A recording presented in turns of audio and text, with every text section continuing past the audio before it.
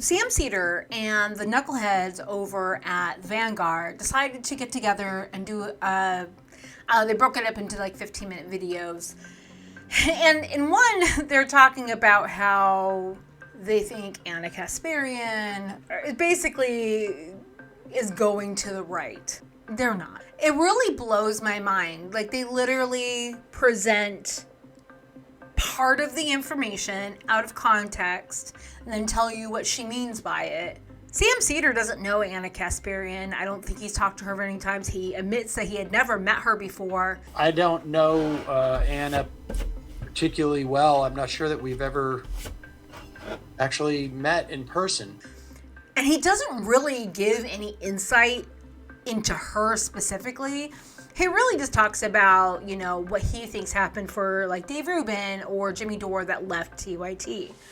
And just because two people left TYT to go to the right does not mean it's because of TYT. Could it just not be because those people went to the right because they wanted a payday? And now they think Ana Kasparian's doing that, but she's not. I've been watching the Young Turks, or TYT, for the last decade. I can tell you, I would bet literally every cent I have, I would bet my own house, that she's not leaving to go to the right. She loves TYT. I think what she doesn't love is watching massive corruption everywhere and the fact that TYT struggles. Lots of news media is struggling, but TYT struggles because they're literally relying on their base, on their subscriber base. I pay as a member.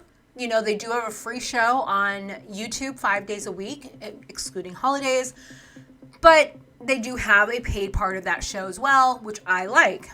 And I want to contribute to TYT because I believe in their messaging. I believe in what they're trying to accomplish. Do I agree with everything they've ever said? No. Because unless they're me, I won't agree with everything they're going to say. I just wanted to make this video, and I want to kind of make crystal clear that the Vanguards, those guys at the Vanguards, they're kind of grifting, even if they don't realize it. And they do not at all understand nuance. Now, I thought Sam Seders did, and maybe he does. I've watched Sam Seders' show quite a bit after Emma Vigeland went to his show, and I have to say I'm disappointed in both of them on the comments they have both made about TYT and Ana Kasparian. It seems like I know for a fact you've been at this a long time. You actually believe that you could have done other things and you decided to put politics first. I feel like a lot of people, they just realize, oh yeah, hey man, a lot of dumb people will watch right-wing YouTube and they'll praise me and they'll send me super chats and I won't have to stand on my feet for 8 hours a day. I won't have to work in a cubicle. I can be praised all day. And I don't know about you, but Gavin and I have been scratching our heads over here. We're not sure if it's something in the water over in that particular part of California. If we're going to be revealed that, whatever the treatment facility is under some sort of like an Enron scandal of the modern age where the water's just no good at the faucets of the Young Turks network. But we've seen Dave Rubin, who I think fits that description of Tim Pool to a T. And then you have Jimmy Dore, who also, he can't resist. He has to go down the right-wing rabbit hole, right? He has to go and humiliate himself. But now we're seeing a third barrel or a third individual start to circle the drain. And I want to know what you think about it, because Ana Kasparian has recently announced her unalignment from the political left. She said she no longer feels that she can be considered one of us in times like this. And she wants to talk about the real grifters, not Jimmy Dore, not Dave Rubin, not the litany of conservatives that are making money hand over fist, defending and rampaging on behalf of the criminal, bloodthirsty siege of the people in the Gaza Strip. I'll zoom in a little bit more so you can see, Sam. But she says the real grifters are the progressive branded nonprofits that have repeatedly misused public funds. Why won't the left call them out? And she goes on to talk about how she's voting against an increase in taxes for nonprofits to prevent homeless people because she still wants to be able to complain about it as her number one issue, in my view. She says, I'll be voting no on Measure A, which is to plan to raise another $1 billion through what she calls a regressive sales tax to build homeless shelters, housing, and other services. So the big grift is taking away money from the hard-earning people like Anna and giving it to homeless shelters and other NPO organizations that are interested in combating what is a serious crisis in Southern California. And had they read further down, and I feel like they did, and they're just purposely misrepresenting what was in that article. But if you read the whole article like I had and understand what she means by everything, is that taxes were taken from Californians. They were mismanaged. There was no oversight or very little oversight from the government giving these cash grants away to these new NGOs, non-governmental organizations that were presented as progressive. And they just literally were there to get the money, just to grift the money, pretend to put things into motion. So what I did is I found the TYT footage of her covering this. So instead of reading out that, I'm going to include the entire thing. It's like 15 minutes. But I think it's important to show it in its entirety. So hopefully I don't get flagged from I don't know, copyright. But I don't think there's any copyrighted music. Anyway, so I just want to show the entire clip so you can understand why she wouldn't want to vote yes on this measure, on Measure A. That way you understand what's really at stake here and how Zach and Gavin at the Vanguard have completely, and I feel like they're doing this on purpose now. They're misrepresenting things. And Sam Seders not privy to this. He didn't read that article. You know, they showed him a little bit of it, and then he doesn't really say anything about it. But he goes on to say things about Jimmy Dore or whatever, like I said before. Nothing specific to Ana Kasparian, other than he doesn't know her very well. Is your administration doing enough to determine whether the money that's being plowed into homelessness is being well spent? We have spent $24 billion taxpayer dollars in the last 5 years.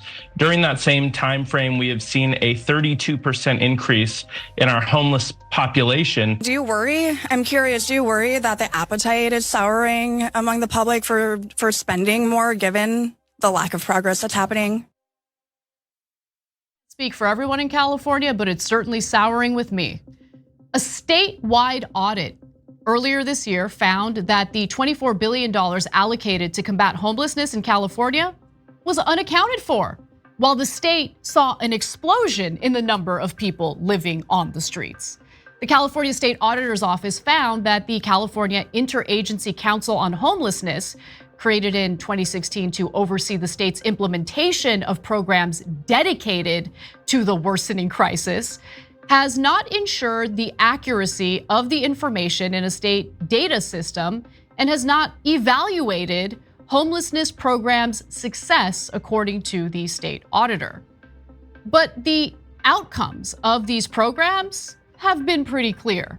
Homelessness grew 6% in 2023 from the year prior to more than 180,000 people, according to federal point-in-time data. In fact, since 2013, homelessness has grown in California by 53%.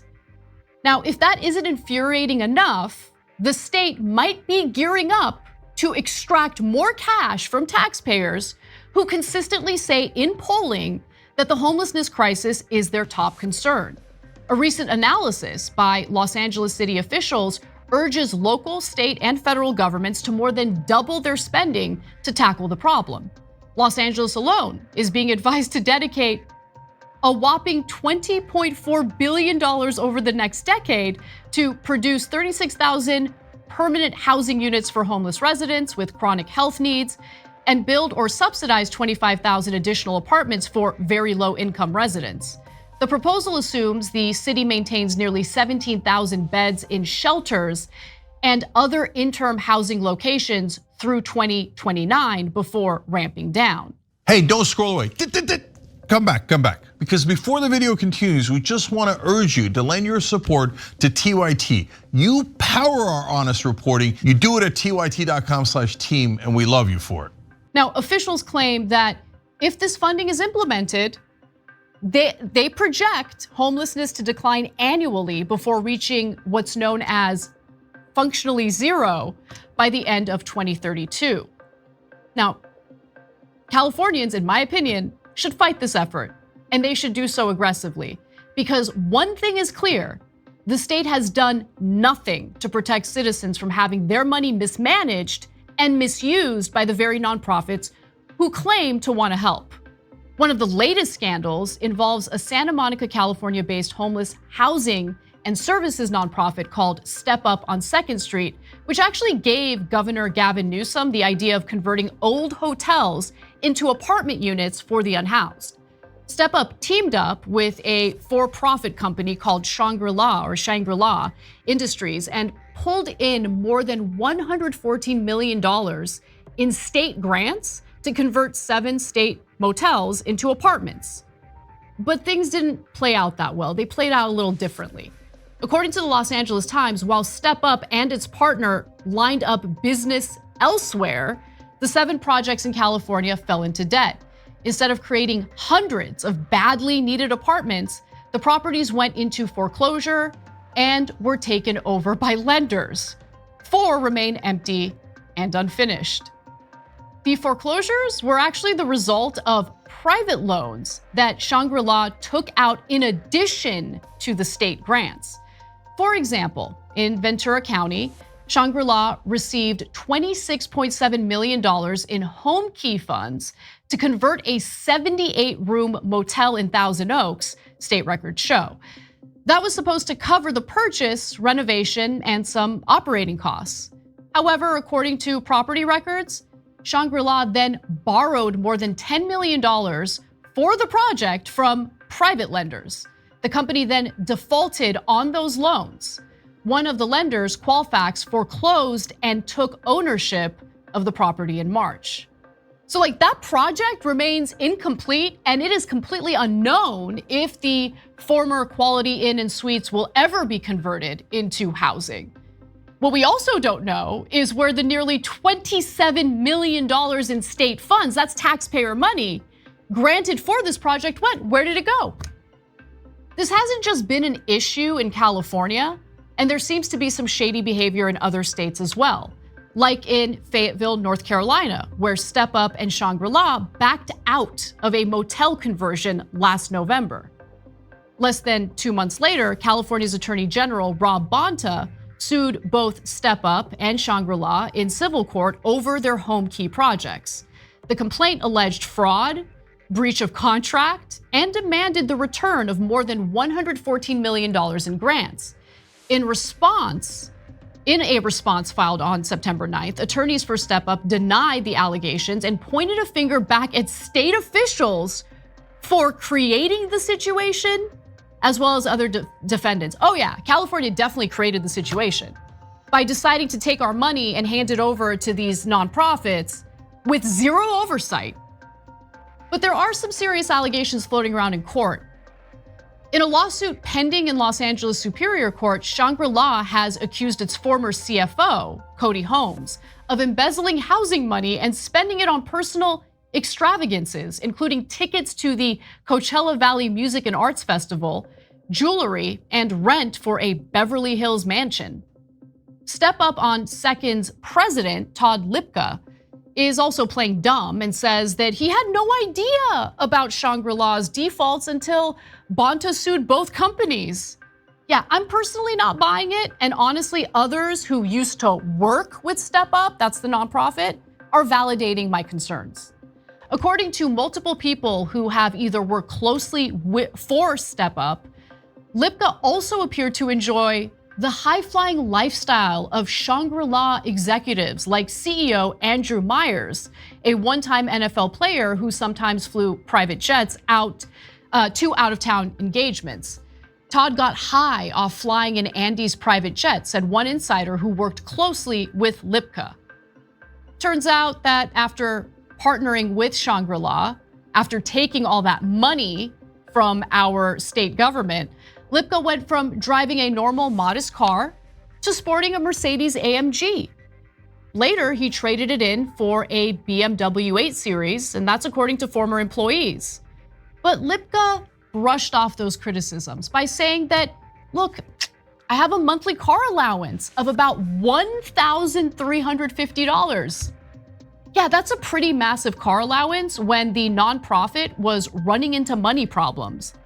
Bankruptcy court filings show Step Up asked Shangri-La for a cash infusion in late 2022. The nonprofit agreed to sell its share of any future profits from the Home Key projects to Shangri-La for $2.7 million. Now, Shangri-La's attorneys allege that the payments came from funds intended for a housing project. But Lipka says he didn't know that that was the case and would not have approved the transaction if he had. Right. But it gets worse. It really does. Because apparently there's a Boston-based nonprofit that also benefited from the very state grants that were allocated to Step Up, called the American Roundtable to Abolish Homelessness, or ART. Philip Mangiano and his Boston-based nonprofit would be paid for his advocacy on certain Home Key projects up to a total of $100,000 per property. Now, Mangiano denies that Lipka was able to pay him for his consulting services, which he described as helping with the broad strategy of Project Room Key. Can we just pause right there? Like, what is the broad strategy? I thought we knew what the strategy was. The strategy is you take $114 million in state grants to convert old motels into apartment units. What strategy? What consulting is necessary for this? Total BS. Now, a tax filing for the fiscal year ending in December 2022 shows that ART actually did get paid. ART received $226,500 from Step Up. It also shows that Lipka joined ART's board of directors that year and received $149,000 in the form of a loan from ART for program service venture receivables, whatever the hell that is. Now, Mangiano and Lipka each said in emails that the loan was actually $149,000 that Step Up still owes Mangiano for his earlier work on the Home Key projects. Unfortunately, Step Up isn't the only housing nonprofit that's been embroiled in scandal in recent years or months. Last April, an audit found that the San Francisco nonprofit HomeRise was careless and irresponsible with taxpayer money. HomeRise operates almost a third of city-funded units that serve formerly unhoused people, some 1,500 units across 19 properties financed by $200 million in public grants and loans. KQED notes that the audit found widespread financial mismanagement fueled in part by high turnover among its senior staff and high vacancy rates at its properties. Let's pause right there. High vacancy rates. Why do you have high vacancy rates when the whole purpose of the nonprofit is to house the homeless? Maybe they're not really serious about housing the homeless. Maybe they're more serious about extracting state grants for other purposes. The nonprofit spent money on fundraising, staff bonuses, lunches, and gifts for staff. The expenses reviewed showed unallowable, imprudent, or questionable spending that did not meet the intent of the city's grant agreement. HomeRise even held meetings to figure out how their corporate expenses could be covered with city grant funds that remained at the end of the year. They also spent lavishly on promotions and bonuses. One salary increased by more than $87,000 in 9 months. That's a 74% increase. And while their only mission was to house the unhoused, HomeRise lost about $6.3 million because of vacancies during the 4-year audit period. Most properties had vacancies, for a vacancy rate of 14.6%. And despite the insane amount of cash they received in grants, rent payments to the building owners were either late or just unpaid altogether. More than $1.7 million in rent was more than 90 days late and remained unpaid. Yeah, so there hasn't really been a robust response from California when it comes to these nonprofit scammers. And until there is, voters should reject any effort to shake us down for more cash. Because if recent history taught us anything, it's that money ain't going to the homeless. We need a real plan with real oversight that goes farther than the failed housing first agenda. And yes, it's a failed agenda that's been propagated by the very nonprofits that have been scamming us out of our hard-earned money. We need inpatient mental health facilities for those suffering from severe mental health problems.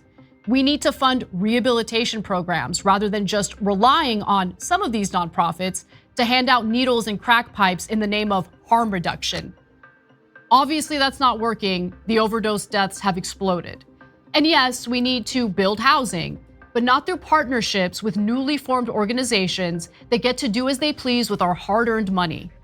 We need a better plan, and right now I'm not seeing it. Until we see a better plan, I don't want to hear any talk about us spending another $20 billion on an issue that this state has severely mismanaged. So it seems to me, if you are truly a progressive, you'd be mad at this corruption that's obviously in these NGOs, in the California state government that has no oversight over this money that they're taking from their residents, and they're taking from the poor and the middle class. They're not taking it from the rich, right? And to me, that would make me so mad if that was happening in my state. If my money was going to those grifters, taking that money, putting it in their pocket, taking these lavish trips, these lunches and bonuses and paydays, instead of actually helping the vulnerable people that want to be helped. If you watch this entire clip, you know Ana is advocating for housing the unhoused. And the fact that Gavin and Zach at the Vanguard are trying to characterize it as that feels very dishonest to me. I have a feeling they can do better and are refusing to do so. So I don't know what their game is in all of this, but I'll tell you, it's feeling a lot like a grift, and it's feeling a lot like what the right wing does. When they give you a little part of the truth and then they twist it and make it look like something it's actually not. When you see the full context of something, you're like, okay, so either you don't understand what you're looking at, or you're purposely misleading people. And I feel like if you're purposely misleading people, you're not a true progressive. And they like to say that they're the home of progressives, and they're mad because TYT says that all the time. But TYT's been around for 20 years, and they've been around for way less. I don't know when they started, but it's way less. And it just drives me insane when people are dishonest like this. Like these two guys are. These knuckleheads, and I'm happy to call them knuckleheads. It just blows my mind. Anyway, let me know what you think in the comments down below. Subscribe.